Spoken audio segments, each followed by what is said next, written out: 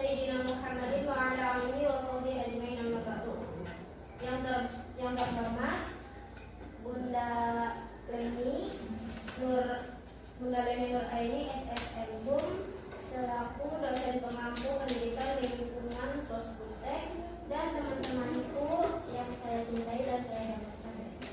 Pada kesempatan ini izinkan saya untuk menyampaikan materi mengenai perubahan sosial. Nah nanti dan itu materinya sudah saya share di grup, bisa dilihat.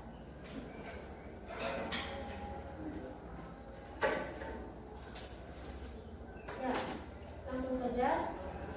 Yang pertama, di sini saya akan menjelaskan tentang pengertian.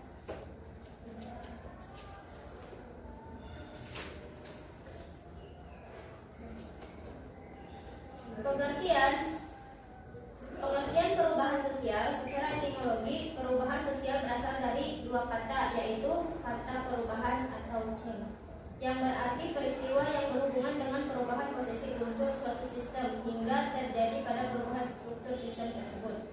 Sedangkan kata sosial menunjuk pada hubungan seorang individu dengan yang lainnya dari jenis yang sama. Jadi, perubahan sosial itu merupakan perubahan-perubahan yang terjadi pada lembaga-lembaga pemasyarakatan dalam suatu masyarakat yang mempengaruhi sistem sosialnya, termasuk nilai, sikap sosial, dan pola perilaku di antara kelompok-kelompok dalam masyarakat.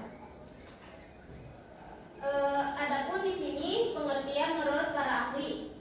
Nah, menurut Gilit dan Gilit itu perubahan-perubahan sosial sebagai suatu variasi dan cara-cara hidup yang telah diterima yang disebabkan baik karena perubahan-perubahan kondisi geografis, kebudayaan, material, komposisi penduduk, ideologi maupun karena adanya difusi ataupun penemuan-penemuan baru.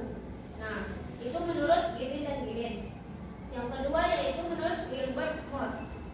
Menurut beliau, perubahan sosial itu adalah perubahan sebagai struktur sosial, pola perilaku, dan interaksi sosial. Setiap perubahan yang terjadi di dalam sebuah struktur itu berarti dikatakan perubahan dalam organisasi sosial. Nah, itu menurut Wilbert Moore. Dan untuk selanjutnya yaitu Selo Sumarjan. Nah, menurut beliau yaitu perubahan sosial adalah setiap perubahan pada lembaga-lembaga kemasyarakatan di dalam suatu masyarakat yang mempengaruhi sistem sosialnya, termasuk dalam aspek nilai, sikap, serta pola perilaku di antara kelompok-kelompok dalam masyarakat. Jadi menurut Selo Sumarjan di sini, misalnya contohnya seperti ini. Misalnya teman-teman kalau misalnya lagi kumpul, pasti kita nilai pola perilaku, nilai norma itu pasti beda dengan ketika ada dosen datang. Misalnya ketika belum ada dosen itu kita itu suka ceplas-ceplos gitu ya ngomongnya misalnya. Nah, setelah dosen datang gitu ya. Nah, di situ kita mulai mengikuti peraturan beliau gitu. Jadi berubah, dari situ juga bisa berubah. Misalnya dari sikap, perilaku. Nah, kan yang biasanya belum ada dosen itu kita suka ceplos-ceplos, suka gimana gitu ya, pokoknya kayak pemilihan gitu. Nah, setelah ada dosen, pasti kita berubah gitu. Ya, tunduk dan patuh kepada dosen tersebut. Nah, itu contoh dari Selo Sumarjan. Nah, di sini ada bentuk-bentuk perubahan sosial. Yang pertama yaitu perubahan evolusi dan revolusi. Perubahan evolusi adalah perubahan-perubahan sosial yang terjadi dalam proses lambat, dalam waktu yang cukup lama dan tanpa ada kehendak tertentu dari masyarakat yang bersangkutan. Perubahan-perubahan ini berlangsung mengikuti kondisi perkembangan masyarakat, yaitu sejalan dengan usaha-usaha masyarakat dalam memenuhi kebutuhan hidup sehari-hari. Dengan kata lain, perubahan sosial terjadi karena dorongan dari usaha-usaha masyarakat guna menyesuaikan diri terhadap kebutuhan-kebutuhan hidupnya. Nah, itu perubahan evolusi. Jadi intinya mah perubahan evolusi itu prosesnya lambat gitu ya.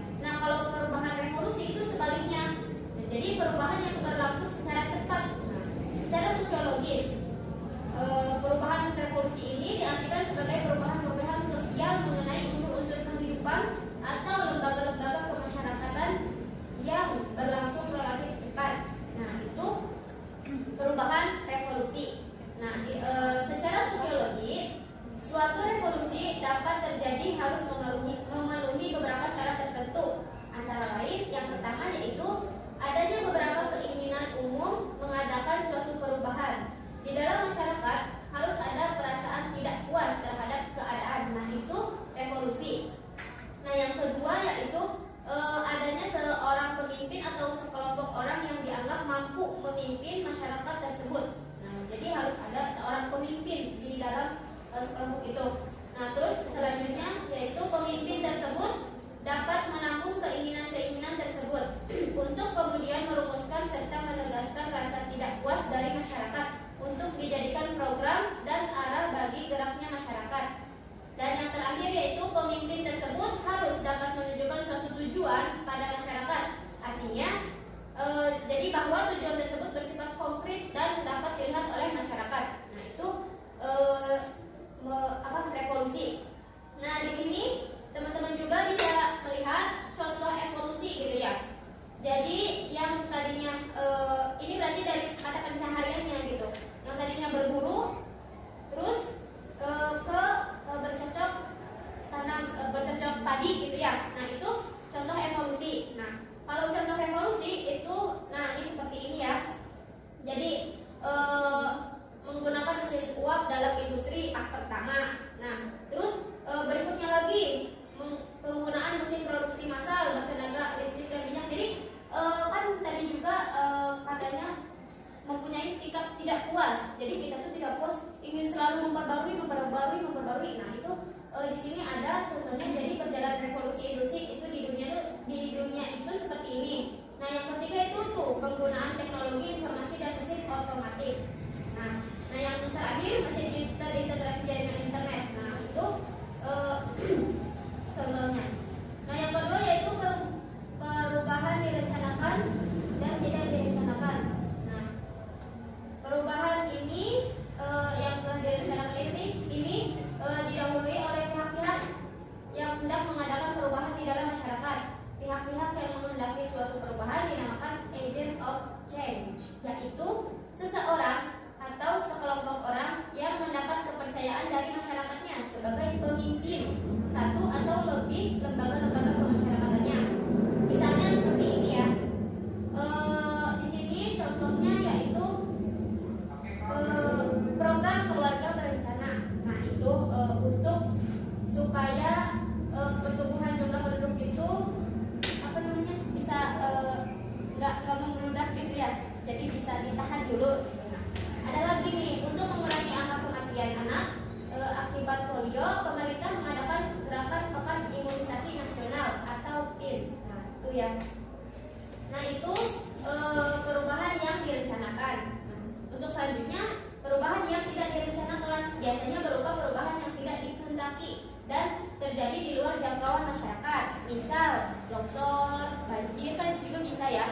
Nah, itu jadi sebagainya itu, jadi banyak perkampungan dan pemukiman masyarakat terendam air dan mengharuskan para warga itu mencari pemukiman baru. Jadi kan ini perubahan yang tidak direncanakan oleh masyarakat, jadi kan datang sendiri gitu ya. Nah, perubahan berpengaruh besar yaitu ini untuk yang selanjutnya perubahan berpengaruh besar dan perubahan berpengaruh kecil. Nah, perubahan berpengaruh besar yaitu jika perubahan tersebut mengakibatkan terjadinya perubahan pada struktur kemasyarakatan, hubungan kerja, sistem mata pencaharian, dan lain-lain sebagainya. Nah, untuk perubahan berpengaruh kecil merupakan perubahan-perubahan yang terjadi pada struktur sosial yang tidak membawa pengaruh langsung atau berarti bagi masyarakat. Nah, di sini ada contohnya perubahan berpengaruh besar. Jadi itu juga merubah kepada mata pencaharian masyarakatnya gitu. Yang tadinya di sini kita berfokus petani gitu. Nah, terus ada yang satu pakai kerbau, itu berarti zaman dahulu. Dan seiring berjalannya waktu, karena teknologi juga sudah canggih, di sini pakai mesin traktor gitu ya. Mungkin teman-teman juga udah pada tahu gitu. Terus di desa masing-masingnya juga sekarang berarti jarang dijumpai membajak sawah dengan kerbau gitu. Nah, untuk contoh perubahan berpengaruh kecil, nah ini dari mode rambut, mode pakaian gitu ya, itu juga termasuk gitu contohnya. Untuk selanjutnya yaitu teori-teori perubahan sosial. Yang pertama, teori evolusi. Teori evolusi ini, dalam teori ini perubahan sosial ini dijelaskan bahwa evolusi mempengaruhi cara berorganisasi masyarakat. Nah, terus dalam teori perubahan sosial evolusi ini dapat dilihat terjadinya transformasi dari masyarakat. Nah, di situ ada contoh gambarnya. Jadi dari zaman apa tuh? Zaman zaman purba terus lebih ke sini jadi manusia modern. Nah, itu termasuk contoh teori evolusi. Nah, untuk teori konflik, nah di sini teori konflik pasti teman-teman juga berpikir pasti konflik itu bermasalah gitu. Teori perubahan sosial ini berarti dipengaruhi oleh pandangan beberapa ahli seperti Karl Marx dan Ralph Randolph. Dalam teori ini berarti perubahan sosial ini tentu saja memandang konflik sebagai sumber terjadinya perubahan sosial dalam masyarakat. Nah, teori ini melihat masyarakat dalam dua kelompok atau kelas yang saling berkonflik. Jadi antara ada majikan dan juga ada pembantu. Nah, itu di sini ada contoh gambarnya gitu ya. Jadi ada yang diperbudak dan ada juga majikannya gitu. Nah, untuk teori siklus, nah di sini ada gambarnya ya. Jadi dari primitif, tradisional, modern, jadi terus saja begitu. Akan tetapi objek itu sama. Jadi kayak misalkan contohnya penggunaan motor Vespa. Dari dulu juga kan udah ada ya dari materi yang saya sampaikan. Bila ada yang ingin bertanya, saya persilakan sampaikan ya, izin bertanya. Tadi kan ada menyampaikan tentang suku Baduy ya, yang tidak terpengaruhi sama budaya. Menurut pendapat Lia, apakah itu termasuk sisi positif atau sisi negatif? Karena kan tadi katanya tidak terpengaruhi oleh budaya dari luar ataupun budaya yang baru ya. Ya, terima kasih aja atas pertanyaannya. Saya langsung jawab saja. Jadi seperti ini ya, kan tadi di sini kan ada faktor-faktor perubahan sosial.